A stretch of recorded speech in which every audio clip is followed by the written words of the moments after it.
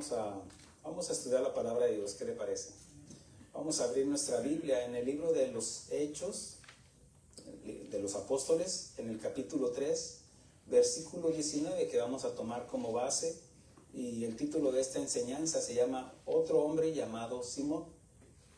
Hoy en la mañana compartíamos un título semejante que se llama Un hombre llamado Simón, pero vamos a hablar de otro Simón.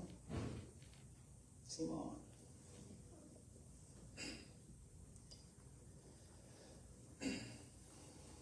Vamos a leer la palabra como está escrita en el nombre del Padre, del Hijo y del Espíritu Santo.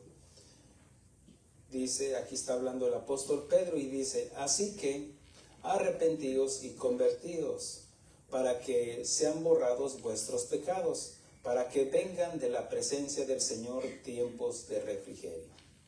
Hablemos con el Señor. Señor, te damos gracias, mi Dios, por permitirnos acercarnos a ti, mi Dios, con un corazón contrito y humillado, para que seas tú, Señor, a través de tu Santo Espíritu, Señor, hablándonos a nuestro corazón, a nuestro espíritu y a nuestra alma, Señor. Habla, Señor, que tu pueblo escuche, Señor, en el nombre de Cristo Jesús. Amén. Muy bien, bueno, el título lo menciona todo. Vamos a hablar de un hombre llamado Simón, pero aquí el apóstol Pedro dice, así que es una conclusión donde está llegando el apóstol Pedro y dice, arrepentíos y convertíos. Dice, fija, son dos verbos, son dos condiciones que está hablando el apóstol Pedro y que dice, para que sean borrados vuestros pecados. ¿Qué significa esto? Bueno, esto significa que si nosotros no nos arrepentimos y si no nos convertimos, pues no van a ser borrados nuestros pecados, ¿cierto? ¿Se entiende? Claro. Entonces, usando el sentido común de estas palabras, dice así que arrepentidos y convertidos, para que sean borrados vuestros pecados. El arrepentimiento, lo que es metanoia, lo que habla de una condición donde una persona llega a un punto de un entendimiento donde se efectúa un cambio de pensamiento, un cambio de actitud, porque obviamente se ha dado cuenta de haber provocado un dolor o a una agresión a alguien. Y en el caso el arrepentimiento del que está hablando es cuando nosotros, por condición humana, por nuestra imperfección, hemos violado los mandamientos de Dios, todos. Dice la Escritura que no hay justo ni aún uno. Entonces, aquí es cuando nosotros venimos arrepentidos. Obviamente venimos arrepentidos porque nos han confrontado con nuestra vida, con nuestra conducta, con nuestra forma de vivir. Y el arrepentimiento es de haberle causado un dolor a Dios por nuestra conducta. Aquí es donde ya viene un arrepentimiento, es un dolor, no es un remordimiento, porque el remordimiento es un sentir por haber ofendido, pero eso no provoca un cambio. En cambio, el arrepentimiento tiene que hablar de que es un arrepentimiento porque le he causado a Dios por lo que he hecho, porque hemos violado sus mandamientos. No hablo como judío, sino hablo como un ser humano que ha violado los mandamientos morales de Dios, lo que son los 10 mandamientos.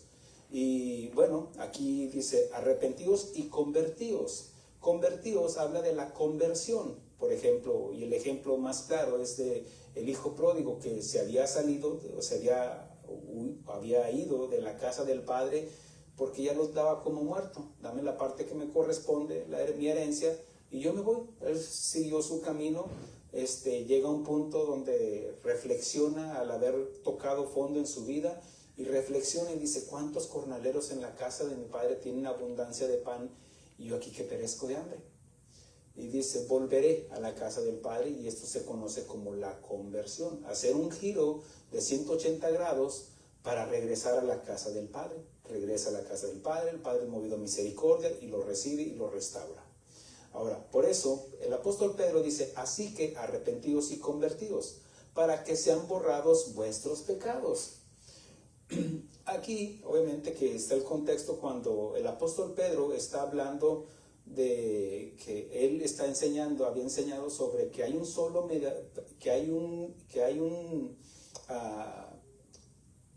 dice el apóstol Pedro, donde está mencionando, déjenme se lo comparto, donde está mencionando de que a través de Cristo Jesús, de que hay un solo nombre dado a los hombres en el cual todos los hombres podamos ser salvos. Y aquí es donde el apóstol Pedro, él está enseñando sobre el único medio de salvación, de que es a través de Cristo Jesús. Dice, para que vengan de la presencia del Señor tiempos de refrigerio. Cuando el hijo pródigo se arrepintió, se convirtió, hubo una conversión, entonces regresa a la casa del Padre, el Padre movido a misericordia, entonces hacen una gran fiesta. Vamos a entender lo que es un tiempo de refrigerio, porque no todo es tribulación, hermanos. Es cierto que Dios permite aflicciones en nuestra vida, pero seamos cristianos o no, estaremos experimentando tribulaciones. Ahora, la diferencia de nosotros como cristianos de que las aflicciones tienen un propósito en nuestras vidas, de ir formando la imagen de Cristo en nosotros. Por eso el apóstol Pablo menciona en Romanos 8:28, y sabemos, habla de conocer, entender, y sabemos que los que aman a Dios, o sea, no todos, que los que aman a Dios, todas las cosas les sirven para bien. Esto es a los que conforme a su propósito son llamados, y porque a los que Él llamó, a esos también justificó, dice, para ser formados a la imagen de Cristo. Ahora, todos sabemos que la salvación es por fe. Es imprescindible la fe para el creer o tener fe para la salvación, porque sin fe es imposible agradar a Dios. Sin embargo, como evidencia de una fe genuina, al haber creído y entendido en el sacrificio perfecto de nuestro Señor Jesucristo, eso provocó un dolor por haber violado los mandamientos de Dios Padre, y sí o sí nos lleva a un arrepentimiento. Ahora, recuerden que la salvación es por fe, ciertamente, y no voy a añadir nada para la salvación. No es por obras, no es por dinero, no es por herencia, no, es por fe. Ahora, esa fe me va a llevar a unos pasos que van a ser como evidencia de lo que he creído. Por ejemplo, ¿por qué viene el arrepentimiento? Por lo que he creído. ¿Qué es lo que he creído? Por la fe en Jesucristo, de que Él pagó por mí, porque ya estaba condenado. Entonces, esa convicción, esa creencia, esa fe me va a llevar sí o sí al arrepentimiento, a una confesión, a una conversión. Y como evidencia de haber recibido una nueva naturaleza, hacemos obras como evidencia de un genuino arrepentimiento. Porque Pablo dice que la salvación es por fe, Romanos capítulo 3. Pero después acá Santiago nos dice que la fe sin obras está muerta. Se contradice en ninguna manera, porque acá está diciendo que es por fe. Ahora, por fe es la salvación, pero Santiago está hablando de la evidencia de esa fe, que se va a ver en un arrepentimiento, y obviamente se lleva a cabo también a través de las obras. Las obras no es para salvación, las obras es la evidencia de un arrepentimiento, la evidencia de una conversión, la evidencia de lo que hemos creído. ¿Qué es lo que hemos creído? La fe viene por el oír, ¿y el oír qué? La palabra de Dios. Cuando soy confrontado con la palabra de Dios, en ese momento viene una convicción de pecado. Ahora, en el Antiguo Testamento era imposible que entendieran todo, porque a ellos les faltaba, aún con los apóstoles, era imposible que ellos entendieran todo, y aún teniendo el Señor Jesucristo. Él les enseñaba, les decía, pero no lo entendían todo. Por eso decía, es necesario que yo vaya al Padre y ruegue al Padre que envíe el Espíritu Santo. Y es a través del Espíritu Santo que nos convence de pecado, de justicia y de juicio. ¿Me explico? Por eso la salvación va implícita la Trinidad, Dios Padre, Dios Hijo y Dios Padre en la creación. Dios nos creó y nosotros nos apartamos. Después viene el Hijo en la restitución, nos restaura, y es el Espíritu Santo en la regeneración. Significa que es la obra de Cristo, la obra de Dios Padre en nosotros, ya dentro de nosotros, y nosotros estamos evidenciando esa salvación, esa fe a través de las obras. Ahora, espero no confundirlos, pero lo que quiero decir es de que a la salvación no se le añade nada, es una secuela que va juntamente. Es creer, después porque creo hay una confesión, y de la confesión también hay una conversión.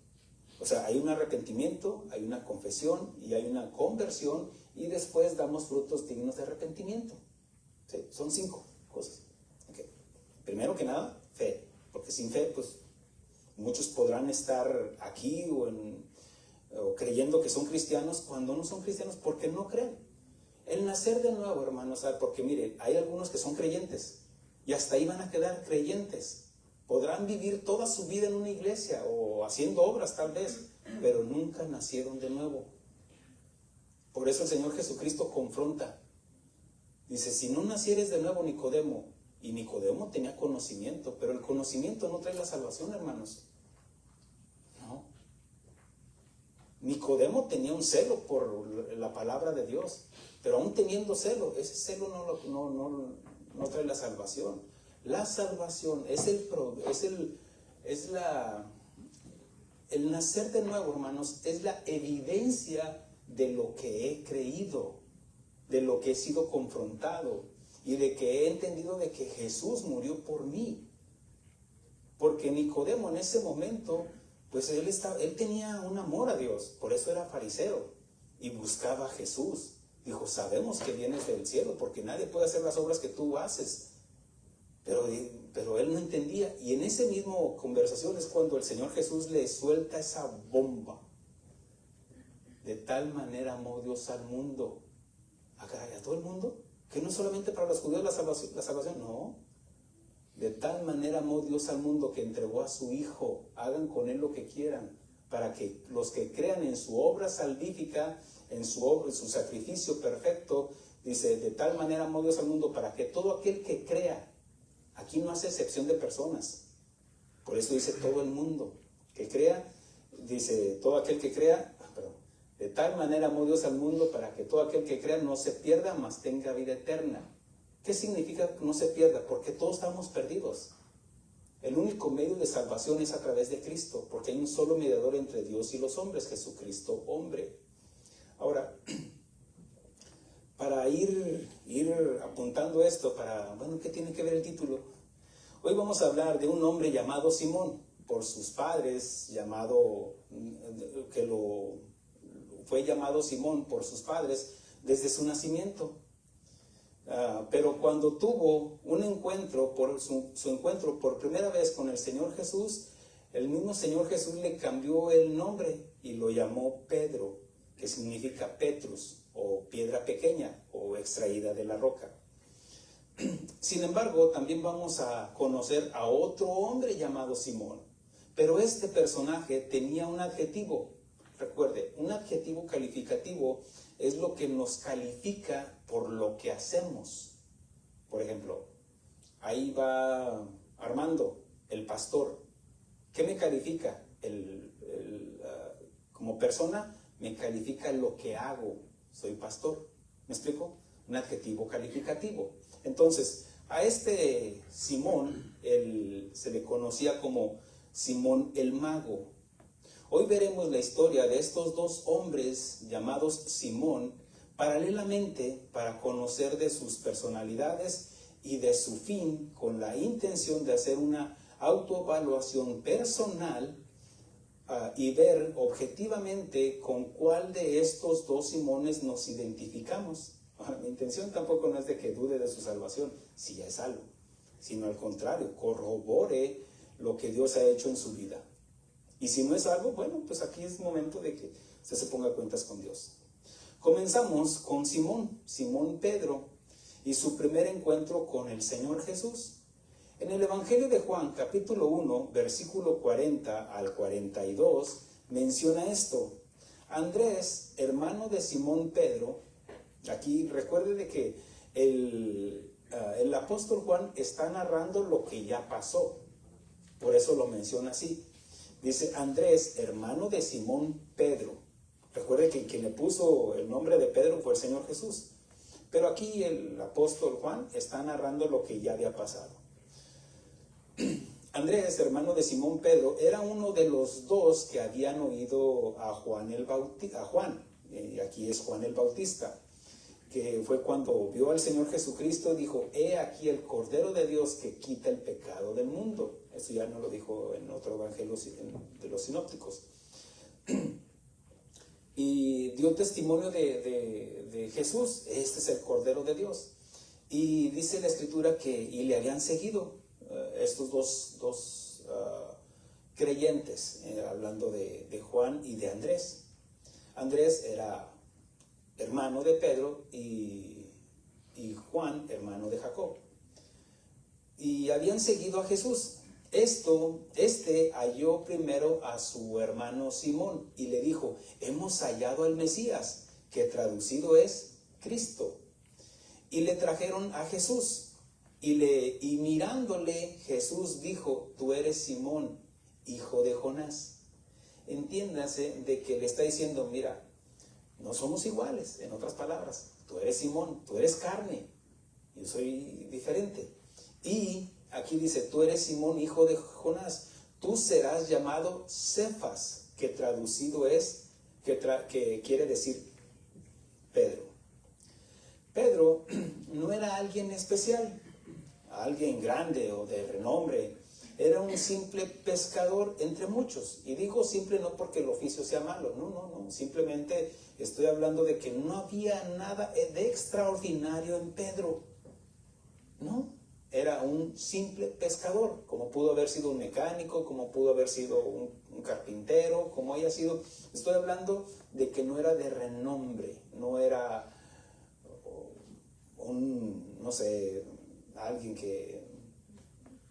ilustrísimo, político, qué sé yo, un rey, un príncipe, no. Era un simple pescador entre muchos. Sin embargo, Jesús vio algo en él y lo llamó para que dejara las redes y le siguiera. Le dijo: ¿sabes qué? Deja tus redes y ahora yo te haré pescador de hombres, pescador de almas. Jesús le escogió a Pedro como a ti, como a mí. Recuerden, el mismo evangelio de Juan menciona, dice: vosotros no me escogieron a mí, fui yo quien los escogí a ustedes. Antiguamente, para el maestro, para un profeta, pues los estudiantes escogían a su maestro. No, yo quiero ser de este, yo quiero ser de este otro, no, yo soy de este otro. Pero aquí en el evangelio de Juan, por el capítulo 18, dice: vosotros, yo fui el que los escogí a ustedes. Y aquí podemos entender de que, pues, habla de la soberanía de Dios. De hecho, en el mismo evangelio de Juan, capítulo 6, menciona, dice: ¿no escogí yo vosotros a ustedes y uno de ustedes es diablo? Que significa contrincante o adversario, hablando de Judas Iscariote, quien me iba a entregar, dice la Escritura. Jesús lo escogió a Pedro como a ti, como a mí, pero la decisión de dejar todo y de seguirle es de cada uno de nosotros. Mire, Dios sigue respetando el libre albedrío de cada uno de nosotros, ¿cierto? No nos forzó, nos llamó, eso sí, porque a los que Él llamó, a estos también justificó. Ahora, la decisión, o sea, a pesar de que Él sigue siendo Dios, Dios sigue respetando el libre albedrío de cada uno de nosotros. O sea, Pedro pudo haber dicho: yo no te sigo, yo sigo en mis redes, en mi negocio, en mi vida loca o como sea. Cada quien decide qué respuesta le va a dar a Jesús. Jesús lo llamó, como nos llamó a cada uno de nosotros. Pero vemos cómo Él no forza a nadie. Él quiere que le amemos voluntariamente. ¿Cómo es que le vamos a amar voluntariamente? Bueno, cuando Dios le dio el libre albedrío a Adán y a Eva, Dios no quería robots, Él no quiere robots, quiere que le amemos, que le adoremos. Él busca verdaderos adoradores, que le adoremos en espíritu y en verdad. ¿Cómo? Voluntariamente. Para robot, mire, aún los ángeles tienen voluntad propia. Uno de ellos se rebeló y se llevó a un grupo de ángeles. Se rebelaron contra Dios y Dios respetó su decisión. ¿Por qué? Porque Él quiere verdaderos adoradores. Él busca verdaderos adoradores aún en la iglesia, hermanos. Por eso dice verdaderos. ¿Por qué? Porque si hay verdaderos, significa que también hay falsos. Amén. Y no diga, ¿seré yo, maestro? Pero la parte de la enseñanza, de la prédica, es de hacer una autoevaluación.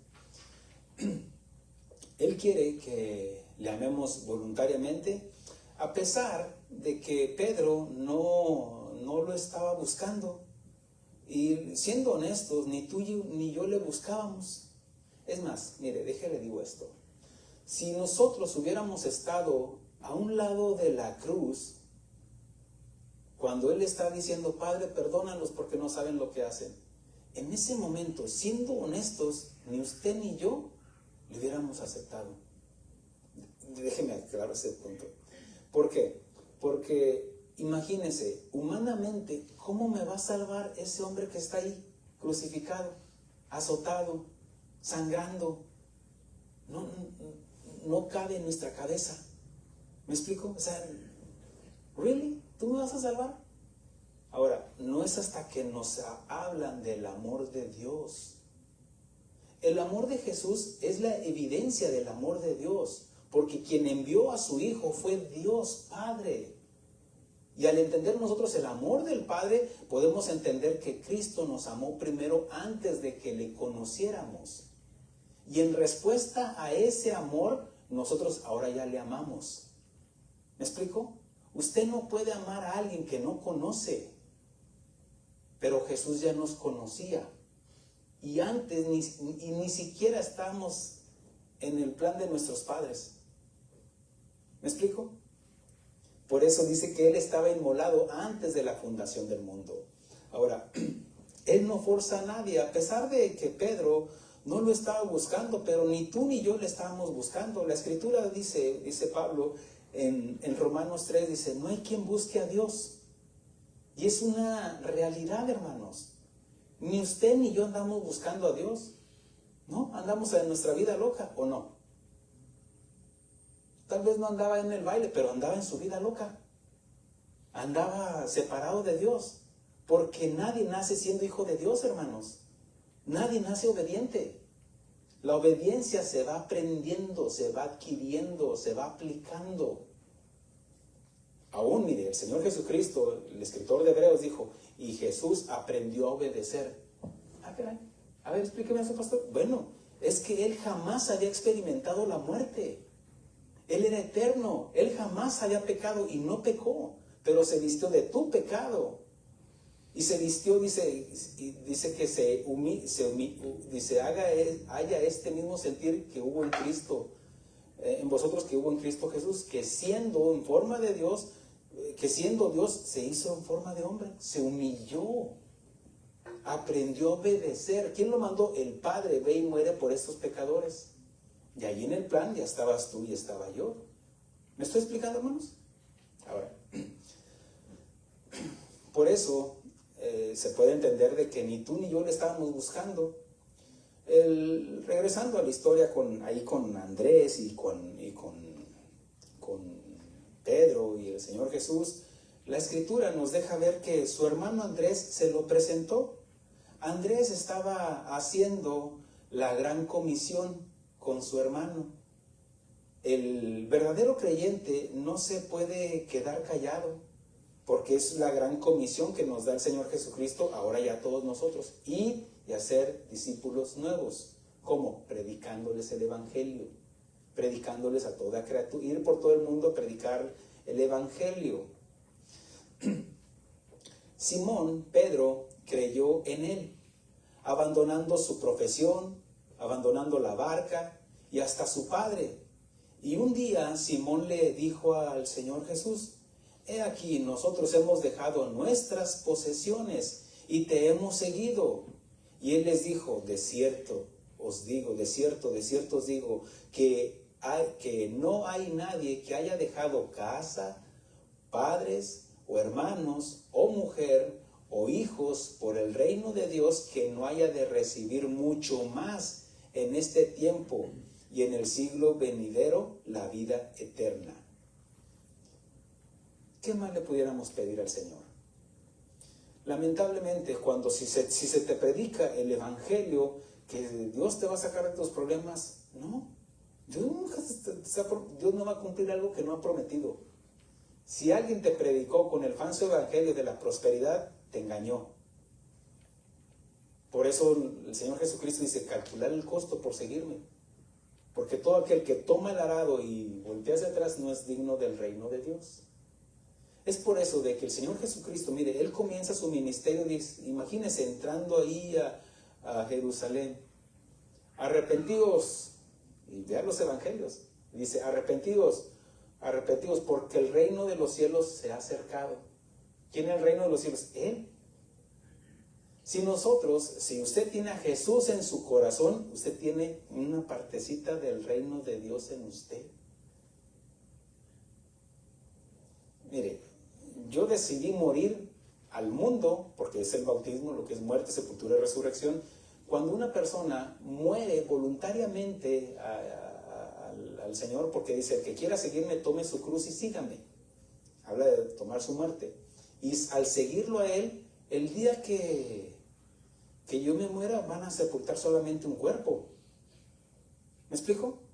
Porque yo voy a estar con el Señor, al igual que usted, si usted ha entregado su vida al Señor. Ahora,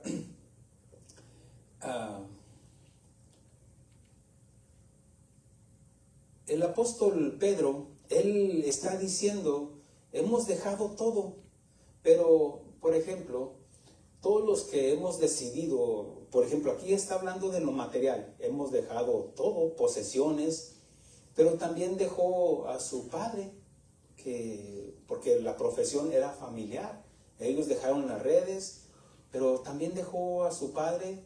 Y no dice la Escritura que si en ese momento tomó a su esposa, a sus hijos, no. Ya más adelante vemos cómo en las epístolas del apóstol Pedro habla de su relación con su esposa, porque habla de que él era un hombre atrabancado, así medio duro. Pero vemos cómo ya después, en la obra de Cristo, ya después dice, hijitos míos, amar a vuestras esposas. Y nos dice cómo. Ahora, cuando el apóstol Pedro, imagínense, donde quiera que llegaba el Señor Jesús, ellos tenían casas, hablando de que los invitaban, me estoy explicando, creyentes. Él ya no tenía solamente un hermano, tenía hermanos. O sea, estamos hablando cómo el Señor Jesús le multiplicó a final de cuentas. Ahora, veamos la historia de otro hombre llamado Simón, el mago, y lo vamos a estudiar paralelamente para evaluarnos. En el libro de los Hechos, ahora sí, acompáñeme ahí, la vida de Pedro, pues usted ya la conoce a través de los evangelios, por eso se me hace más fácil enseñarla. Pero aquí en el libro de los Hechos, capítulo 8, versículo 9, vamos a hablar de este otro personaje. Y yo en mi Biblia tengo el encabezado, dice Simón el mago. Dice la Escritura en Hechos 8:9, dice, pero había un hombre llamado Simón, que antes ejercía la magia en aquella ciudad, y había engañado a la gente de Samaria, haciéndose pasar por algún grande. Recuerde nuevamente que Lucas, el escritor del libro de los Hechos, está narrando algo que ya pasó. Por eso dice, pero había, tiempo pasado, un hombre llamado Simón, que antes ejercía la magia en aquella ciudad. Aquí el evangelista e historiador Lucas narra la historia de este personaje en tiempo pasado y narra parte de su testimonio antes de oír de Jesús. Recuerde los 3 elementos para un testimonio. Era cómo era mi vida antes, cómo conocí al Señor y cómo es mi vida hoy. Si una persona, un cristiano, no tiene estos 3 elementos, se dudaría de su conversión. En una ocasión yo le preguntaba, era un predicador, iba a predicar ese día él, dijo, voy a predicar a la iglesia. Yo le pregunté, ¿cómo es tu testimonio? ¿Cómo conociste al Señor? No supo qué decirme. Bueno, es que no es como, no, es que mira, no, pues le voy a hablar, o sea, pues yo crecí en la iglesia y todo eso. Me di cuenta que con sus palabras, él no sabía, no tenía un testimonio. Él creía que conocía a Jesús. Ahora, yo no veo el corazón de las personas, pero sus palabras me llevaron a entender de que él no entendía de un testimonio, cómo era su vida antes. Sin duda, la vida de Pedro, de Pablo, de cualquier apóstol, de cualquiera de nosotros, tiene que comenzar cómo era mi vida antes. Cómo anduve ahí en los bailes, cómo anduve golpeando, cómo anduve todo lo más vil y despreciable de este mundo, dice Pablo. Y después hubo un encuentro como Pablo tuvo con Jesús, camino a Damasco. Pero también vemos cómo un nuevo Pablo dice, este que antes perseguía a la iglesia, ahora nos predica de la fe. Es un testimonio, hermanos. Amén. Ahora, aquí está hablando de un hombre que era lo que hacía antes de Jesús. Y dice que era un engañador y se hacía pasar por un grande. Obviamente que dice, se hacía pasar por un grande y decían, este es el gran poder de Dios. Estaba usurpando algo que no era. Por eso dice, se hacía pasar por un grande. Y también por medio de su magia, una práctica común entre gentiles de aquella región de Samaria, pero que estaba prohibida por la ley de Moisés. De hecho, ahí en Deuteronomio 18 dice, cuando entres a la tierra que Jehová tu Dios te da, no aprendas a hacer las prácticas, ni consultes al agorero, ni mago, ni todo eso, porque eso es abominación para mí. Le prohíbe a Dios le prohíbe a su pueblo que no hagan esas prácticas, ni magia, ni nada de eso, porque habla de lo esotérico, esos que andan leyendo cartas, que andan consultando su horóscopo. Mire, aquí está su horóscopo, es la Biblia. Es el único libro que le va a decir de dónde viene, quién es y a dónde va. Más nada. ¿Amén?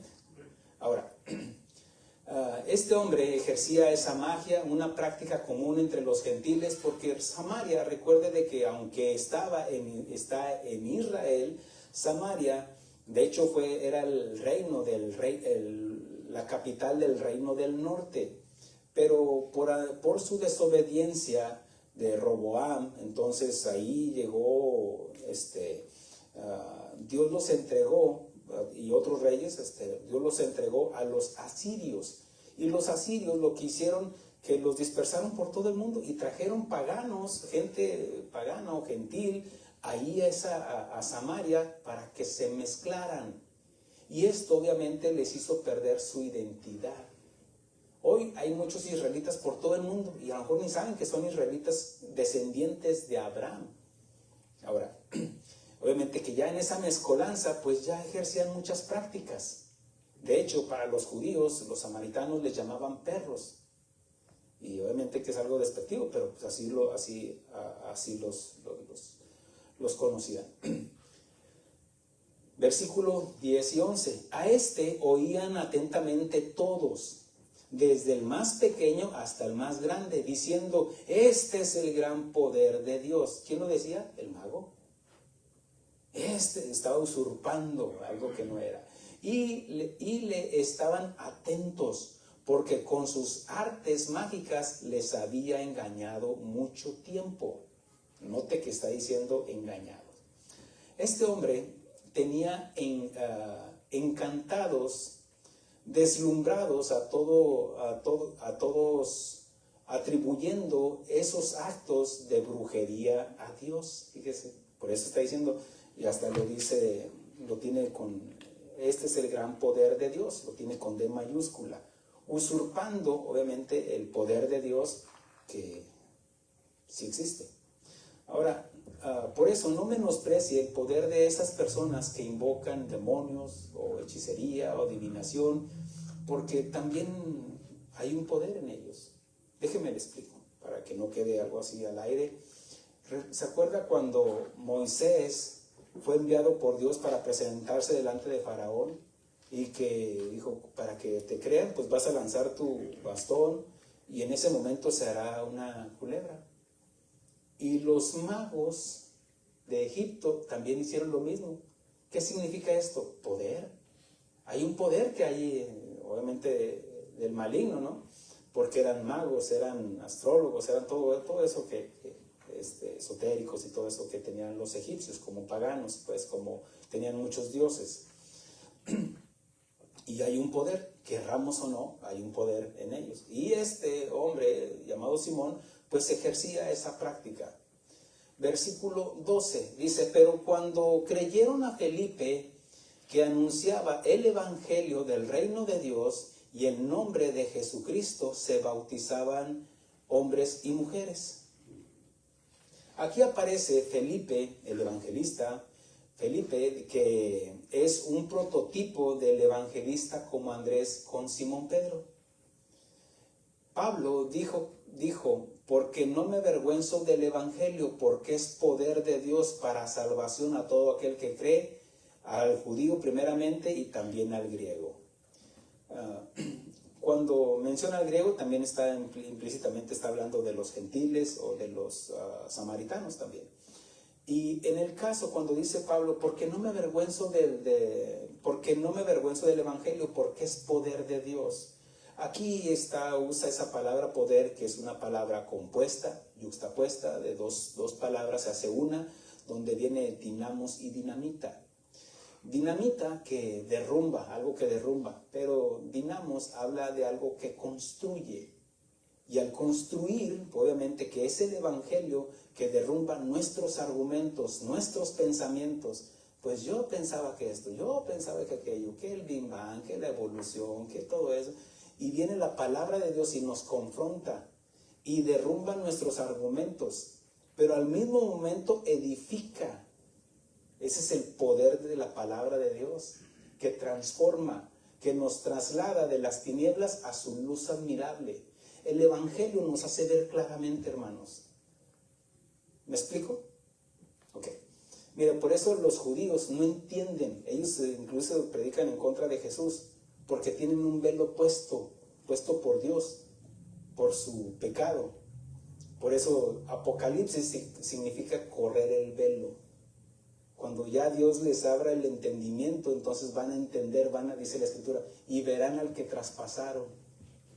Ahora, el poder de Dios habla de que derrumba. Pablo dice en 2 de Corintios capítulo 10, dice, porque las armas de nuestra milicia no son carnales, sino que son poderosas en Dios para derrumbar argumentos, fortalezas, derrumbando argumentos, llevando cautivos a la obediencia a Cristo. Nos derrumban nuestros argumentos, pero al mismo momento que nos derriba nuestras fortalezas que creíamos que teníamos, al mismo momento edifica el templo de Dios en nosotros. Por eso el Señor Jesucristo dijo, derribar este templo y yo lo edificaré en 3 días. Muerte, sepultura y resurrección. Y al creer en eso, hay algunos que no necesitan ni 3 días. En un instante, cuando la salvación, hermanos, se lleva un instante. La santificación se lleva el resto de nuestras vidas. Ahora, mire lo que sigue diciendo. Versículo 13. También creyó Simón mismo, y habiéndose bautizado estaba siempre con Felipe. Y viendo las señales y grandes milagros que se hacían, estaba atónito, asombrado. Aquí dice, también creyó Simón. Pedro también creyó en el Evangelio de Jesús, en las buenas nuevas de salvación. Y aquí dice, y habiéndose bautizado.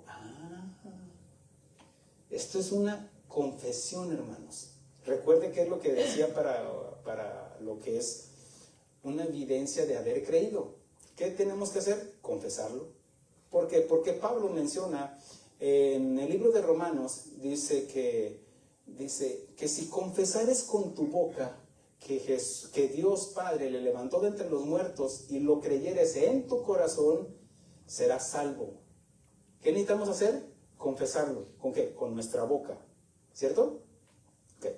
Porque imagínense que diga, yo soy cristiano, pero acá la secreta. Usted no es. No se haga. Porque cuando Dios ha hecho la obra en nosotros, lo primero que hacemos es predicarle hasta el mismo diablo. Amén. Si usted no es de los que anda hablando, está escondido, que no sepa la familia, que usted no ha entendido todavía. Lo digo esto con mucho respeto, pero para confrontarlo y no se avergüence del Evangelio. Pablo dijo, porque no me avergüenzo del Evangelio, porque es poder de Dios Amén. Ahora, cuando menciona aquí que también creyó Simón, pero también Pedro creyó y también Pedro confesó. Aquí, cuando digo que se bautizó, el bautismo, hermanos, es una confesión de una fe interna manifestada de una forma externa. Déjese lo repito. Cuando yo le estoy diciendo, o sea, ya me convertí, fui confrontado, me convertí al Señor, ¿qué hago? Bautícese, dice Pedro, ¿no? Bautice el nombre del Señor Jesucristo para que venga perdón de pecados, ¿ok? En ese momento, cuando la persona cree, no va a batallar, porque ha entendido que estaba muerto espiritualmente y lo único que tenían que hacer es sepultarlo. Y el bautismo es un acto simbólico donde yo le estoy diciendo al mundo, le estoy confesando a mis vecinos, a mis parientes y a la misma iglesia, que ya soy parte de la iglesia. Le estoy diciendo, yo creo en Jesús. Es una manifestación externa de una fe interna. ¿Me explico? Porque la fe externa, ¿esa qué, hermanos? Esa puede ser por obras. Pero muchos creen que son salvos, pero en su corazón nunca han creído. Por eso dice, si confesares con tu boca y creyeres, ¿qué? ¿En tu mente? No, en el corazón, porque con el corazón se cree para justicia. ¿Me estoy explicando? ¿Amén, hermanos? Es importante que entienda esto. Ahora, y habiéndose bautizado, esto es una confesión externa de una confesión interna. Entonces, aquí tenemos a alguien que oyó. Dice que Simón también oyó lo que hacía y veía lo que decía Felipe. Entonces, andaba todo el tiempo con... Dijo, yo también me bautizo. Pero hermanos, siendo honestos, el bautismo no trae la salvación. Mire, estos ojos que se van a comer los gusanos, han visto, yo los he metido ahí, y lo primero que hacen, salen a aletear, bueno, no sé qué, pero salen haciendo cosas que no corresponden a un hijo de Dios. De hecho, a algunos hasta les hizo daño, porque creían que eran salvos por el bautismo. Yo nunca les he enseñado que el bautismo trae la salvación. El bautismo es una evidencia que he creído, pero la fe sin obras está muerta, hermanos. El bautismo no va a traer la salvación. Como la iglesia tradicional, la iglesia católica dice que cuando bautizan al bebé, que ni confiesa, ni cree, en ese momento no habla, no entiende las palabras, no maneja la lógica elemental, no tiene conocimiento, pero ellos creen que cuando los padres ponen sus manos, la fe se transmite.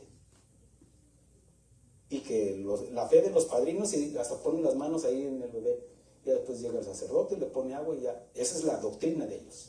Lo digo con respeto. Pero eso no dice la Biblia.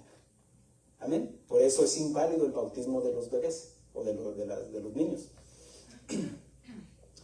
Entonces aquí tenemos a un hombre que oyó, y la fe viene por el oír, y el oír la palabra de Dios, lo que les predicaba Felipe. Aquí tenemos a alguien que creyó, según el libro de los Hechos. Aquí dice, y también creyó, por eso dice, y también creyó Simón mismo, el versículo 13. Y también a alguien que está confesando. Ya mencioné cómo él estaba confesando su fe a través del bautismo. Pero también los demonios creen, dice la Escritura, dice Santiago, y tiemblan. Pero para ellos no es la salvación, hermanos. Ellos no necesitan fe. Ellos vieron a Dios. De hecho, ellos sabían quién era Jesús. De hecho, cuando vino con el Gadareno, vino el Gadareno y les dijo, ¿cómo te llamas? Dijo, somos legión y somos muchos y sabemos que eres el Santo de Israel. Sabían quién era Jesús. Amén. Entonces, aquí tenemos a alguien que creyó, que oyó, que creyó, que confesó. Simón Pedro también hizo una confesión pública. En una ocasión el Señor Jesucristo les pregunta, en el Evangelio de Mateo capítulo 16, le dice, ¿quiénes dicen los hombres? ¿Quién es el Hijo del Hombre? Y aquí rápidamente Pedro, hablando de su carácter, el primero, dijo, tú eres el Hijo del Dios Altísimo. Luego confesó, porque es una confesión. Y vea este cuadro, yo lo he presentado en otras ocasiones, pero es importante que entendamos esto. Cuando él dice, ¿a quién hizo la pregunta? ¿A Pedro? No, dice a todos sus discípulos. Estaban los 12. Y aquí Pedro luego se levanta. No está viendo a Pedro, está viendo la confesión del Padre. Déjale explico. Porque dice, y bienaventurado eres, Simón, hijo de Jonás. ¿Qué le está diciendo? Tú eres hombre. Eres bienaventurado, dichosamente feliz, porque no te lo reveló carne ni sangre, sino mi Padre que está en los cielos. La única manera que nosotros podemos entender quién es Jesús, dice, nadie conoce al Hijo, nadie conoce al Padre sino el Hijo. Y nadie conoce al Padre sino el Hijo. Y al revés. ¿Me explico? Entonces, por ejemplo, un sacerdote, un pastor, que no es nacido de nuevo, que trae otra doctrina, podrá hablar de Jesús. Pero eso no significa que las personas se conviertan, porque las personas se van a convertir a través del Espíritu Santo. Por eso aquí está implícita la Trinidad, Dios Padre, a través de Jesús, y Dios Espíritu Santo, porque Él nos convenció de pecado, de justicia y de juicio. La blasfemia contra el Espíritu Santo dice que no tiene perdón, ni en este siglo ni en el venidero. Y el pastor le añade lero, lero, candelero. ¿Por qué? Porque la blasfemia contra el Espíritu Santo es rechazar el sacrificio de Jesús. Por eso cuando el Señor Jesucristo dijo, os conviene que yo me vaya. Él estaba personalmente con sus discípulos, pero es necesario que yo vaya a Jerusalén y padezca por los ancianos, por los sacerdotes, por los escribas, por los fariseos, para que yo vaya al Padre. O sea, les dijo de su muerte. Ahora, cuando Jesús le dice, bienaventurado eres, Pedro, porque no te lo reveló ni carne ni sangre, sino mi Padre que está en los cielos.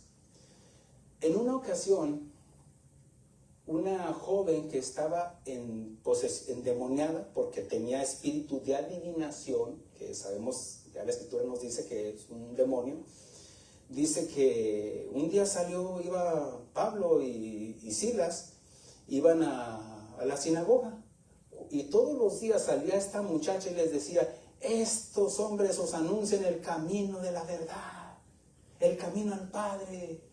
Todos los días, y hasta que un día le colmó a Pablo, y dice que en ese momento expulsó a ese demonio.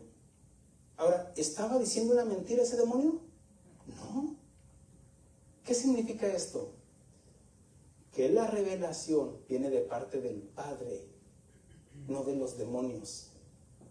Podrá estar un sacerdote hablándote de Dios, y sea quien sea, cualquier persona, pero tiene que ser a través del Padre. ¿Me estoy explicando? Por eso cuando voltea y ve a Pedro, dice, bienaventurado eres Pedro, le está diciendo, porque no te lo reveló carne ni sangre, sino mi Padre que está en los cielos. En ese momento también le dice,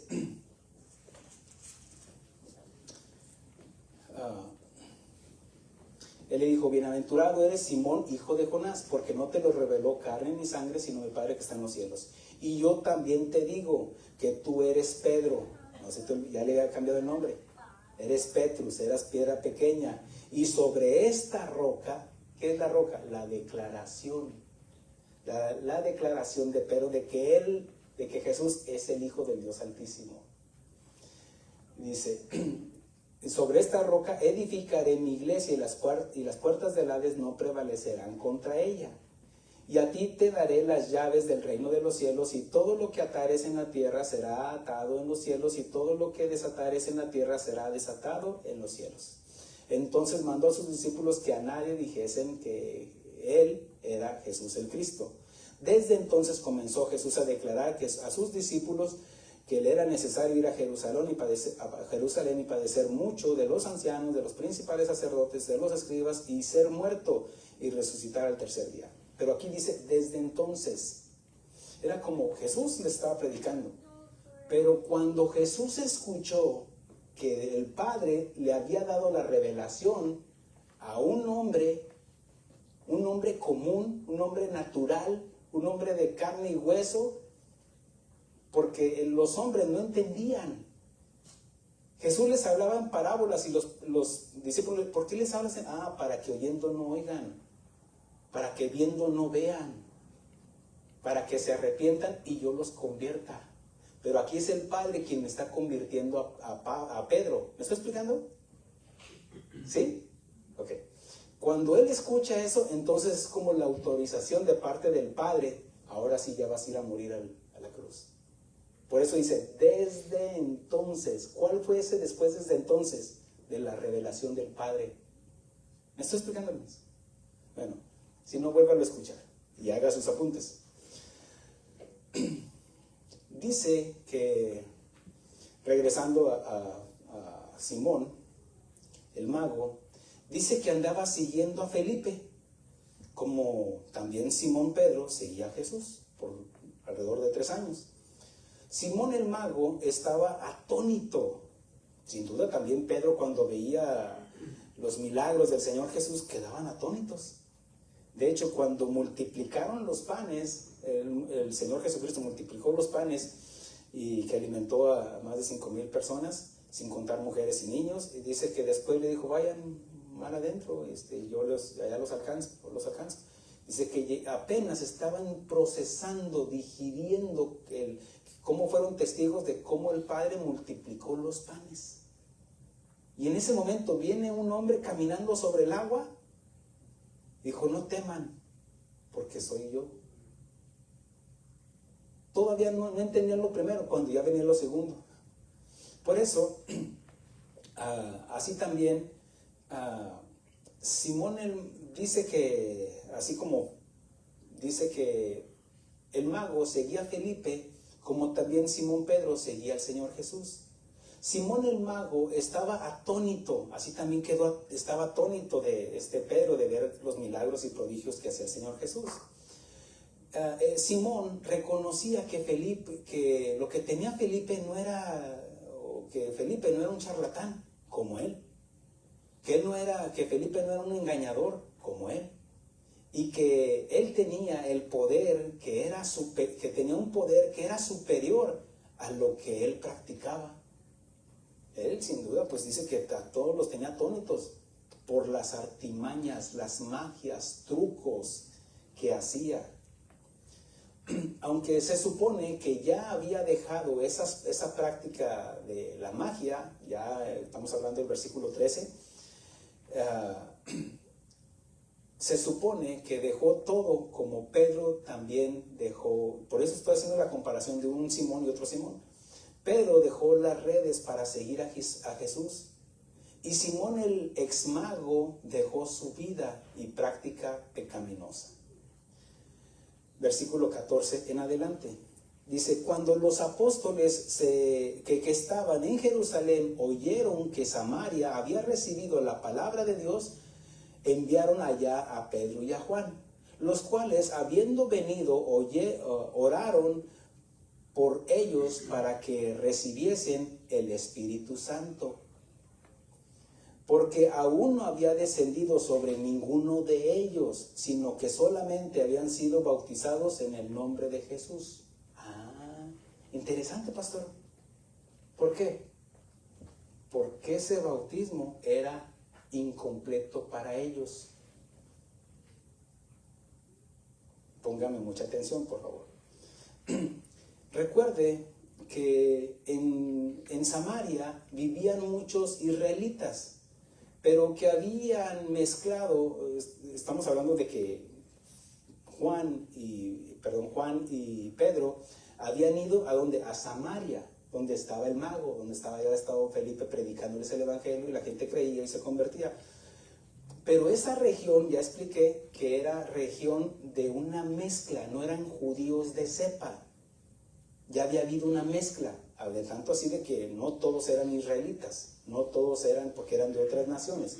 ¿Me explico, hermanos? La historia del reino del norte era una mezcolanza, tanto así de que hoy en día ni se conocen algunos no reconocen que son israelitas, como dicen que igual México viene de Israel, dicen algo.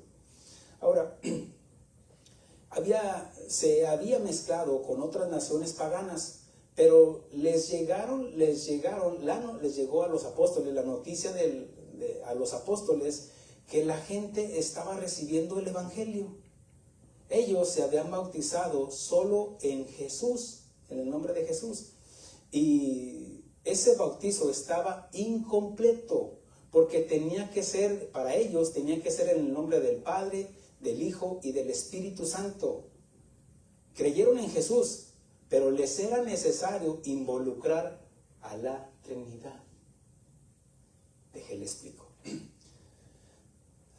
Dice, porque no había descendido sobre ninguno de ellos, si hubiera sido un 100% judíos, el bautismo en el nombre de Jesús fuera suficiente. Ahora, déjenme les explico ahorita este comentario. Resulta que el Señor Jesucristo, después de haber sido resucitado, dice, toda autoridad me ha sido dada del Padre. Y ahora es donde da la gran comisión, ir y predicar el evangelio a toda criatura por todo el mundo.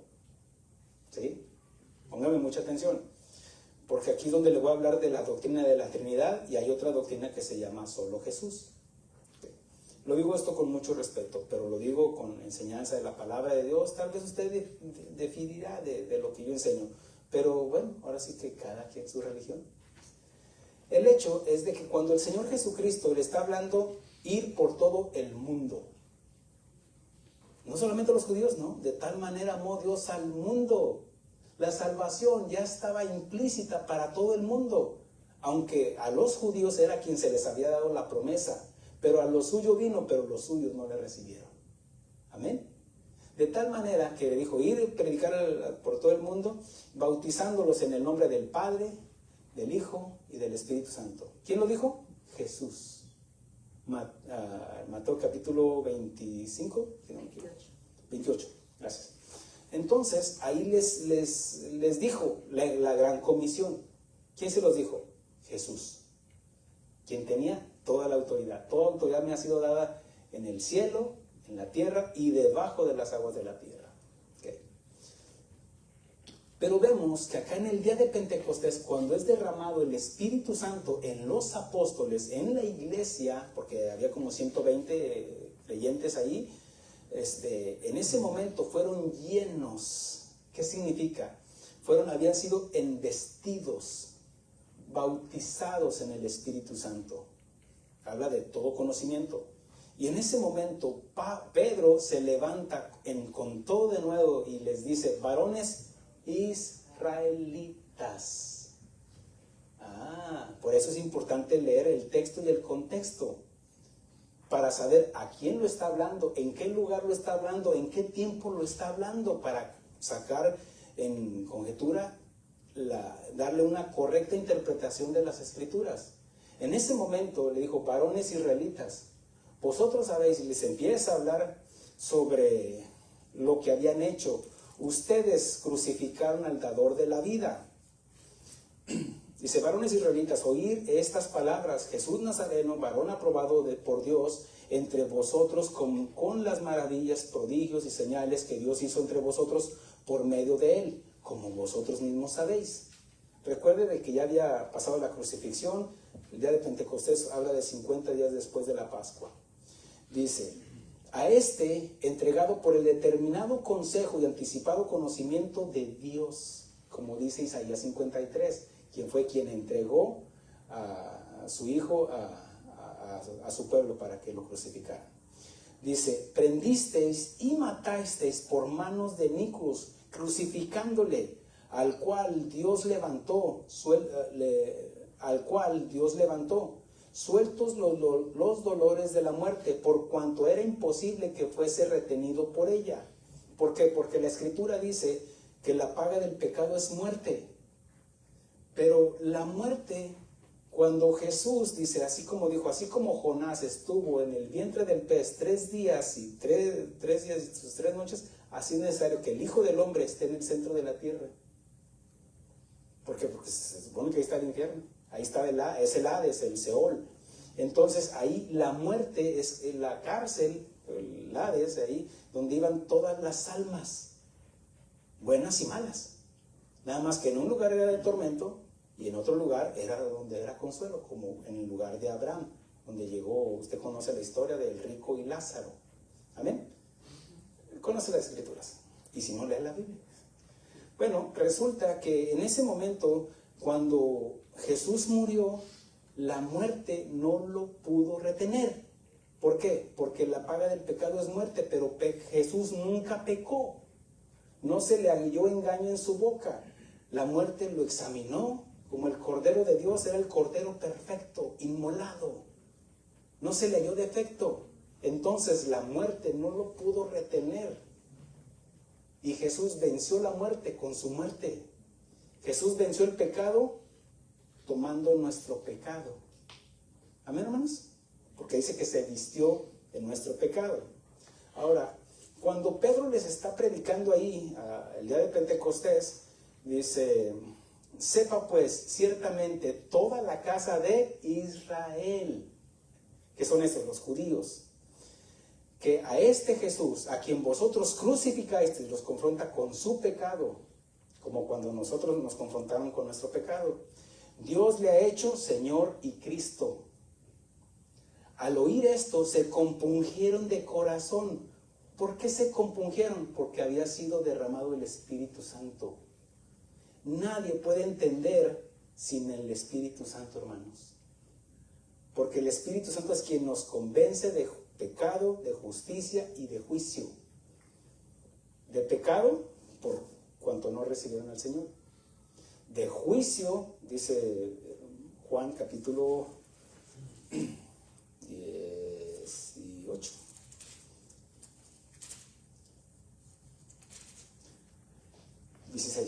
Y cuando venga, convencerá al mundo de pecado, de justicia y de juicio. De pecado, por cuanto no creen en mí. De justicia, por cuanto voy al Padre y no me veréis más. Y de juicio, por cuanto el príncipe de este mundo ha sido ya juzgado. Ellos entendieron y se compungieron. Hubo un dolor por lo que habían hecho. ¿Me está explicando? ¿Amén, hermanos? Ok, póngame mucha atención porque aquí se va concluyendo todo esto. Dice: al oír esto se compungieron de corazón y dijeron a Pedro y a los apóstoles. No diga, dice: varones hermanos, ¿qué haremos? Pero no es como, ay, ¿qué haremos? No, se compungieron de corazón. Significa que hubo un dolor por haber ofendido a Dios, por haber crucificado a su Hijo. En ese momento, entonces dice, aquí habla de que gritaban, que se jalaban los cabellos tal vez por nuestra culpa. Crucificamos al dador de la vida, porque los confrontó, ¿qué? Pedro. ¿Quién? ¿Pedro? ¿Por qué? Porque mire, hermanos, el Evangelio confronta con tu pecado. Él no te está diciendo, ¿sabes qué? No, te confronta con tu pecado. Deja tu adulterio, deja tu pornografía, deja todo eso que estás haciendo. Nos confronta a todos, hermanos. ¿Me explico? ¿Amén, hermanos? Ok. Sigue diciendo, dice, ¿qué haremos? Dice, versículo 38. Pedro les dijo: arrepentíos y bautícese cada uno de vosotros en el nombre de Jesucristo para perdón de pecados y recibiréis el don del Espíritu Santo. Ahí está, pastor, ahí dice Jesucristo. ¿Y va a recibir el perdón? Sí. ¿Pero a quién le está diciendo? A los judíos. ¿Por qué? Porque ellos ya tenían al Padre, a Dios Padre, al Dios de Abraham. A ellos no se les tenía que predicar del Padre. Ellos ya conocían del Padre y conocían del Espíritu Santo, porque sabían que cuando ungían a un profeta, ungían a un rey, el Espíritu Santo descendía en la unción y venía y los llenaba. ¿Me estoy explicando, hermanos? ¿A quién les faltaba? A Jesús. Ellos ya tenían al Padre, tenían el Espíritu Santo, pero habían crucificado a Jesús. A ellos les era suficiente a Jesús. Pero a los samaritanos, a ellos, por eso no había venido el Espíritu Santo. ¿Por qué? Porque tenía que ser bautizados en el nombre del Padre, del Hijo y del Espíritu Santo, por cuanto no eran judíos de cepa. ¿El bautismo en Jesús es malo? No. Si eres judío, no. Bautízate en el nombre de Jesús. ¿Me estoy explicando, hermanos? Yo le pido la gracia de Dios para que pueda entender esto. Porque obviamente está esa doctrina que, pues, a nuestro parecer, los trinitarios o que creemos en la Trinidad, ese bautismo está incompleto para nosotros los gentiles. Porque a nosotros sí nos tuvieron que predicar del Dios de Abraham, a Dios Padre. Nosotros teníamos a Tlaloc, a Huitzilopochtli, a todos aquellos dioses. ¿Me estoy explicando? Nosotros sí por eso dice, ir por todo el mundo. A los judíos sí, bastaba con Jesús. Pero a todos los gentiles, a nosotros sí nos tuvieron que bautizar en el nombre del Padre, del Hijo y del Espíritu Santo. ¿Por qué? Porque dice, en el nombre de Jesucristo para perdón de pecados. ¿A quién ofendimos? A Jesús, ¿no? A Dios Padre. Porque hemos violado sus mandamientos. ¿Me estoy explicando, hermanos? ¿Sí? Ok. Sigue diciendo, dice, para perdón de pecado, para perdón de los pecados y recibiréis el don del Espíritu Santo. ¿Quién va a dar el don? ¿Quién va a dar el Espíritu Santo? El mismo Señor Jesucristo le dijo a sus discípulos, os conviene que yo me vaya porque yo rogaré al Padre. Ahí está nuevamente el Padre. Dios Padre, a través de Jesucristo viene la salvación y el Espíritu Santo es el quien hace la regeneración. La salvación es completa. ¿Me explico? Ahora, si usted dice que nada más en Jesús, que ese bautismo para nuestras convicciones, casa de oración, queda incompleto ese bautismo. ¿Ya me expliqué? Ahora, aquí les dijo, arrepiéntase, ¿cierto? Ok. Sigue diciendo, dice, porque para vosotros es la promesa, a los judíos, y para vuestros hijos, y para todo aquel que están lejos, por cuanto el Señor nuestro Dios llamare. Bueno, hasta aquí. Ahora, regresamos están ahí en el libro de los Hechos. Miren lo que dice el versículo 18 y 19. Dice, cuando vio Simón, el mago, que por la imposición de las manos de los apóstoles se daba el Espíritu Santo, les ofreció dinero, diciendo, dame también a mí ese poder, para que cualquiera a quien yo impusiere las manos reciba el Espíritu Santo. Aquí tenemos nuevamente a un hombre que ya hasta se había bautizado, porque mire, ya repito, el bautismo no salva a nadie, hermanos. Este hombre ya se había bautizado, que había confesado públicamente a través de ese bautismo, pero también los demonios creen, pero no se arrepienten. Simón había ganado fama al haberse hecho pasar por un grande, como leíamos al principio, con engaños. Él era un maestro del engaño. Simón, el mago, ganaba dinero con sus magias, pero descubrió un poder superior y quiso comprarlo para lucrar con él, para darlo a quien él quisiera. Él seguía de ambicioso al poder, al control, a ganancias deshonestas. Ahora déjeme le digo esto, que no todo el tiempo involucra dinero, hermanos. No, hay veces de que la gente quiere el poder. Andar misiles, hablar esto, correr a hacer lo que ellos quieren, porque quieren el poder. No es dinero, porque tienen dinero. ¿Me estoy explicando? El que entienda, entienda. Porque es cuestión del corazón, hermanos. Ahora, este hombre, mire lo que dice el versículo 20. Entonces Pedro le dijo, tu dinero perezca contigo, porque has pensado que el don de Dios se obtiene con dinero. Aquí nace una práctica en la Iglesia Católica, y lo tengo que decir como está escrito, porque es una práctica, se llama la simonía. La simonía era comprar con dinero la posición de cardenales, de sacerdotes, pero también de papas. Lea la historia. Usted no puede cambiar la historia, lo que ya está escrito, está en las crónicas seculares e inclusive del Vaticano. Estudie, vea la biografía de los Borgia. Era un papa español que compró con plata, con oro, la posición. Hizo del Vaticano su centro de orgías ahí. Se lo digo, vea la historia de ellos, los Borgia. Ahora, eso también pasa tristemente en la iglesia evangélica, tristemente, porque no todos, hermanos, algunos compran títulos y se creen pastores.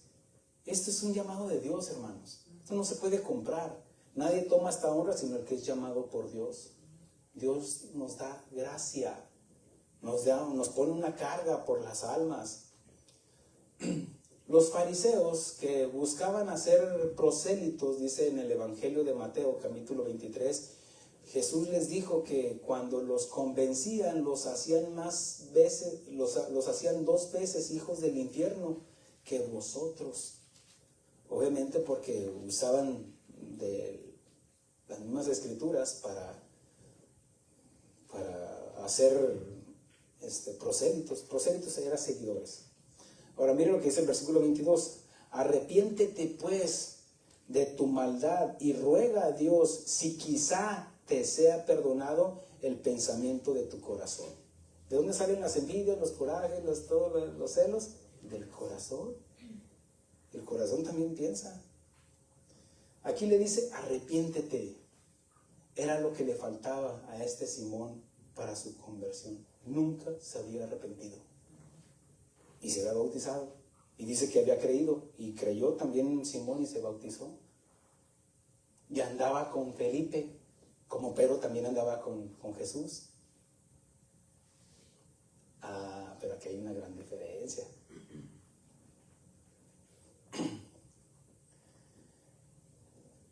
Era lo que le faltaba a Simón el mago, para su conversión, el arrepentimiento. Porque ya le dije, la fe, la salvación es por la fe. Fe, confesión, o arrepentimiento, confesión, conversión y dar frutos dignos de arrepentimiento. Ahí está. Ahora, ¿le estoy añadiendo algo a la salvación? No, porque es primero creer y lo demás es una secuela que se da naturalmente. Nadie puede dar frutos si es un árbol malo. Por sus frutos nuestros frutos nos conocerán, ¿cierto? Amén. Un manzano no se va a esforzar a dar manzanas porque esa es su naturaleza, dar manzanas. Y el que es de la carne, carne es. No va a dar el fruto del Espíritu, pero el que es del Espíritu de Dios, nueva naturaleza tiene. Y el fruto del Espíritu es amor, paz, gozo, benignidad, mansedumbre, templanza y fe. Usted no se debe de esforzar, obviamente que hay una lucha interna, pero usted no se debe de esforzar para ser paciente. Hay una lucha y todos estamos en un proceso. Pero usted me diga, yo no quiero, no, es que si no quieres, es que no puedes porque no quieres, no porque no puedas, porque ya, si eres nacido de nuevo, ya te capacitó con amor, paz, gozo, benignidad, mansedumbre, templanza, fe, y contra tales no hay condenación. ¿Me estoy explicando, hermanos? Ahora, tan grande era su pecado de Simón, de Simón el mago, que ni aún Simón Pedro le aseguraba el perdón de Dios. Esto era una blasfemia contra el Espíritu Santo, que no tenía perdón ni en este siglo ni en el venidero. Por eso le digo, quizá, dice, arrepiéntete pues de esta tu maldad y ruega a Dios, si quizá. No dice, arrepiéntete y ya. Como dice el apóstol Juan, hijitos míos, si alguno pecare, abogado tenemos a Jesucristo el justo, quien intercede por nosotros, si confesamos nuestro pecado. Ahí está. Confesamos nuestro pecado, Él intercede por nosotros. Ok, su nalgadita y ahora sígale adelante. Punto. Pero aquí, Pedro no le está asegurando la salvación. No le está asegurando, dijo, arrepiéntete, quizá, o sea, imagínense eso. Dice, quizá te sea perdonado el pensamiento de tu corazón. Versículo 23. Bueno, 23.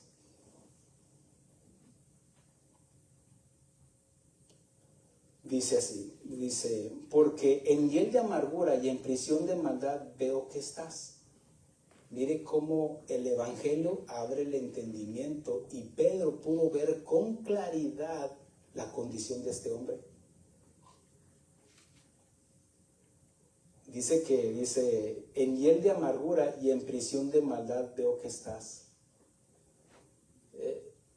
Él no le está diciendo, vas a estar en una prisión, no, ya lo está viendo condenado. ¿Me estoy explicando, hermanos? Ahora, mire lo que dice el versículo 24. Dice, respondiendo entonces Simón dijo, rogad vosotros por mí al Señor para que nada de esto que habéis dicho venga sobre mí. Pero no escuchaste. Arrepiéntete. Yo no me puedo arrepentir. Personalmente yo no me puedo arrepentir por ustedes, hermanos. Es algo individual. El hijo pródigo se arrepintió.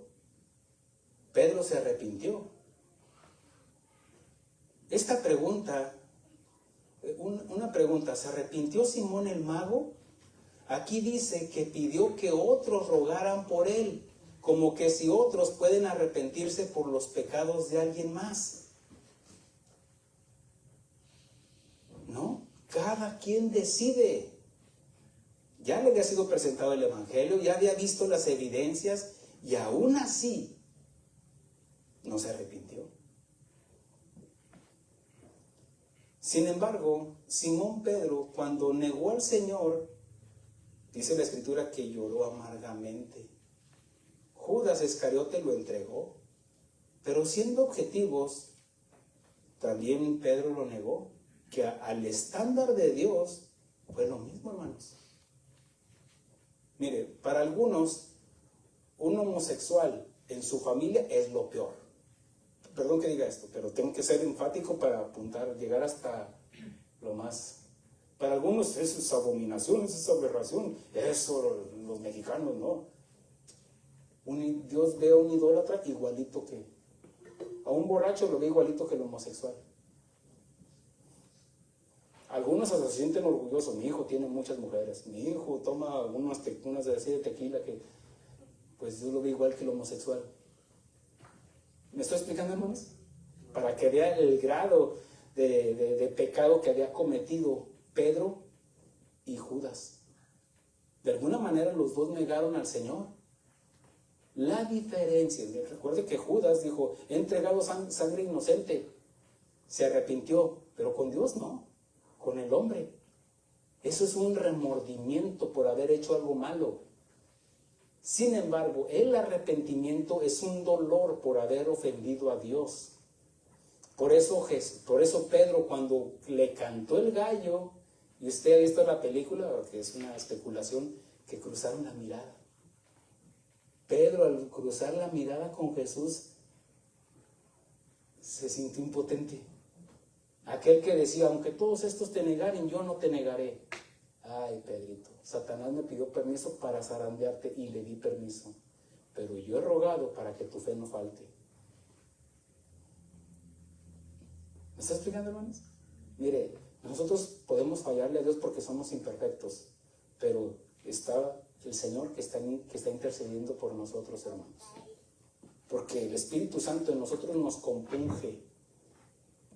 Cuando usted hace algo malo, si usted no se siente mal por el pecado que cometió, no se engañe, usted no tiene el Espíritu Santo.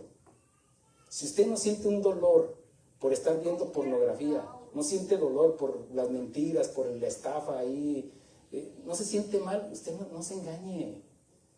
Yo quiero ayudarle para que usted venga delante de Dios y le pida perdón si no se ha convertido. ¿Me estoy explicando, hermanos?